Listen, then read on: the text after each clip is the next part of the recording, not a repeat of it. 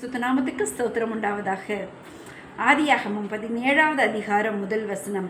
ஆபிராம் 99 வயதான போது கர்த்தர் ஆபிராமுக்கு தரிசனமாகி, நான் சர்வ வல்லமையுள்ள தேவன், நீ எனக்கு முன்பாக நடந்து கொண்டு உத்தமனாயிரு. நான் உனக்கும் எனக்கும் நடுவாக என் உடன்படிக்கையை ஏற்படுத்தி உன்னை மிகவும் திரளாய் பெருக பண்ணுவேன் என்றார். 99 வயசு தாத்தா. அப்போது நம்ம நக்கல் பண்ணுவோம் இல்லையா, இந்த வயசான காலத்தில் தாத்தாவான காலத்தில் அப்படின்னு சொல்லிட்டான்னு ஆண்டு சொல்கிறாரு. 99 வயசில் அவருக்கு தரிசனமாகி உன்னை திரளாய் பெருக பண்ணுவேன் அப்படின்னு சொல்லிட்டு. இங்கே அடுத்த வசனங்களில் பார்க்கும்போது 17வது வசனத்தில் பார்க்கும்போது அவரே நகைத்து முகங்குப்புற விழுந்து நகைக்கிறாராம். அவர் மனைவி கிட்ட வந்து சொல்லும்போதும் அவங்களும் நகைக்கிறாங்களா. ஆனால் இல்லாதவைகளை இருக்கிறவைகளாய் மாற்றுகிற ஆண்டவர் ஏற்ற காலத்திலே அவர்களுக்கு ஒரு கர்ப்பத்தின் கனியை கொடுத்தார். அவருக்கு ஈசாக்கு என்கிற குமாரனை கொடுத்தார்.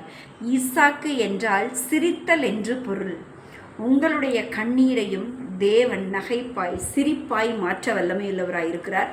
ஒரே ஒரு காரியம், நீங்கள் விசுவாசித்து ஜெபிங்க, நிச்சயம் பெற்றுக்கொள்வீங்க. ஆமென்.